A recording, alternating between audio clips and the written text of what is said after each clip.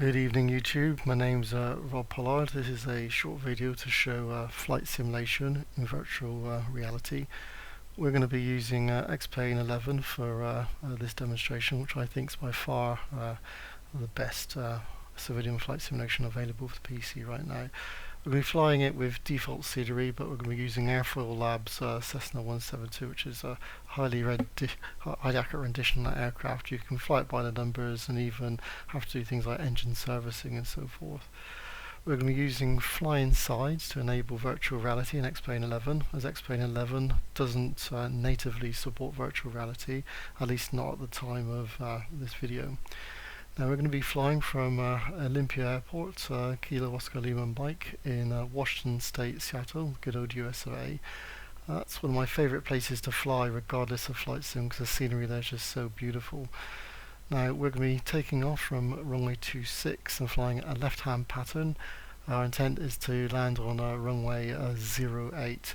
Normally you take off and land in the same direction into the wind, but that's one of the liberties we're taking for this video. Anyway, into the plane. Here we are in the cockpit, and when I look around you'll actually get to see some of the terrified passengers that are in the plane with me. Most aircraft don't normally have passengers in them, so this is a bit unusual. Now what I'd like to say off the bat is the point of view you're seeing isn't quite right. When you're wearing the headset I'm actually a lot closer to the dashboard of the plane. Here I'm looking like I'm sat quite far back. That isn't the case in virtual reality. So why use virtual reality for flight simming? Well, there's many reasons. The first is it puts you in the plane. It actually feels like I'm sat in this aeroplane. It's a very hard thing to describe because you're watching this on a YouTube video and all you're seeing is a flat two-dimensional rendition. Whereas what I'm seeing is, well, the actual plane. It feels and looks solid to me.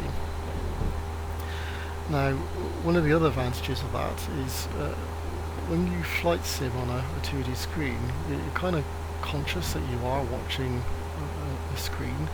And as such, when you're looking at that computer image, the plane looks like it's part of the same image. It looks like it's part of the scenery because everything's rendered in 2D. But when you're in VR, because everything has real depth, the plane looks and feels like a completely separate entity from the surrounding scenery. It just, you can see it because of the depth perception you have. Now, one of the other advantages with flying in VR is you can feel what the plane's doing a lot more. If the plane's suddenly losing a little bit of height or suddenly gaining it, you can actually feel it. It's a weird sensation to describe, but it's not something you get on a 2D screen. So as such, flying straight and level in VR is actually incredibly easy because you can almost fly by the seat of your pants. Now the other advantage of VR is the aforementioned depth perception. You get a real perception of how high you're flying. And many a time I've flown these aircraft and kind of looked out the side of the window and looked directly downwards and thought, oh my god, that's like really high up. Now, obviously if you suffer from vertical that would actually be a bad thing, but it does provide the same kind of experience that a real pilot would have. And that's something, again, you just don't get on a 2D monitor. And I guess the final advantage is just situational awareness. Looking around is as simple as turning my head, and it's all very natural. If I want to look behind me, I kind of lean behind me. If I want to look left, I look left, and so forth. So it's close to flying, I guess, without actually flying, if that kind of makes sense. Now, I'm no real pilot, although I have briefly flown a Cessna 152, and comparing this to that brief flight, it's very, very similar to the sensations that you get. Though obviously, being in a simulator, it's a lot safer. Now, normally when I'm flying a circuit around an airfield, I normally fly at a little bit higher altitude, but as you can see, the weather's closed in. We've got a low cloud bank, and I'm trying to stay under it, though I do believe I'll pop into it a few times to show you what the visibility is like. It's using real world weather, so I guess Seattle, Washington has very similar weather to the southwest of the UK, i.e. Sort of grey, dull and drab.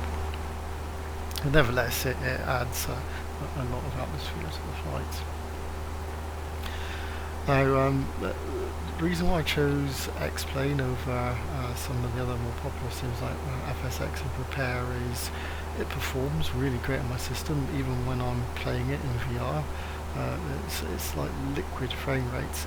And the other thing is that the flight models, it uses some kind of blade dynamic theory, but it's that they feel fluid. The aircraft never feel like they're on rails. You feel like you're flying through air, a liquid medium.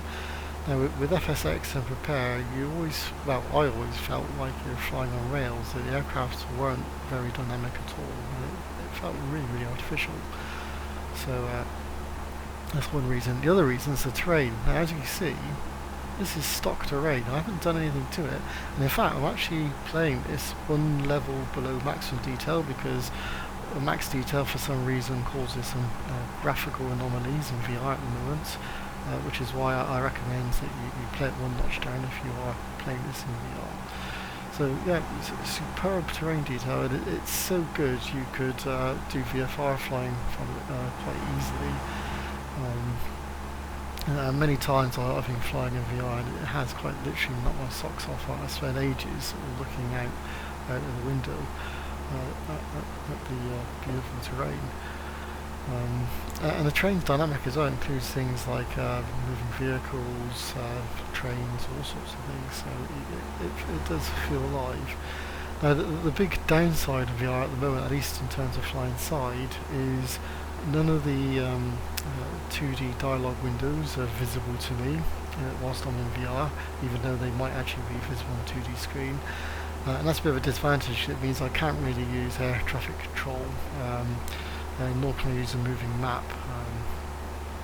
Now, I know Flying Side are working on this, and to be honest, I'm quite happy to put up with that because the feel of immersion when flying in VR as compared to flying on the 2D screen, it's massive, and it's so big it's kind of spoilt it for me in that I just won't fly on a 2D screen ever again, and that's a bit of a pain because I like to do a lot of combat flight simming as well, and because many of the simulators I like don't have VR support, I've just stopped playing them because once you've experienced flight in VR, you will never go back. Because the feeling of being in the plane, the feeling of being high up in the air, it's unparalleled, and you just don't get that feeling on the 2D screen. Right, here I'm coming in for the final approach. I've just dropped the old flaps down. See, my passengers are looking a little bit concerned. I can't say I blame them really. Now, again, lining up with the runway in VR, very easy to do. It's easy to get eyes onto the runway simply by looking at it, and it's very easy to turn your plane in onto it. It just makes things easier to fly simply because you have that depth perception. Now, what I would say, when you see me coming in over the runway, it will look like I'm flying a little bit too low, and maybe I'm going to scrape some of the trees, and you'll see that coming up.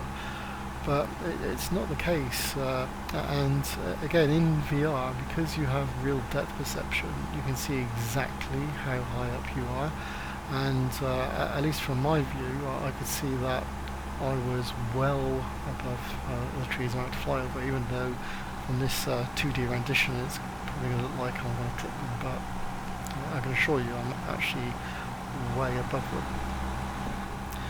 Now, this is the first time I've flown this highly accurate rendition of the 172. I guess one of the biggest differences I've noticed between it and the default one is it bleeds speed very quickly. So you really want to keep an eye on your airspeed because I can imagine it's stalling very quickly as well. And at this altitude, any kind of stall would be fatal in real life. So you need to watch what you're doing. So yeah, as I mentioned earlier, landing a plane in VR a lot easier than a 2D screen. simply because you have depth perception. You can peer over the nose of the aircraft if you need to, something you can't easily do in 2D. And because you can see precisely how high above the ground you are, it's very easy to judge your rate of descent, something that's hard to judge on a 2D screen unless you're looking at the rate of descent meter. There you go, nice perfect landing, and hopefully my passengers didn't get too ill on that particular flight. So that's basically all I wanted to cover. I'll probably do a lot more videos on flight simulation in the near future, especially if this gets a lot of views.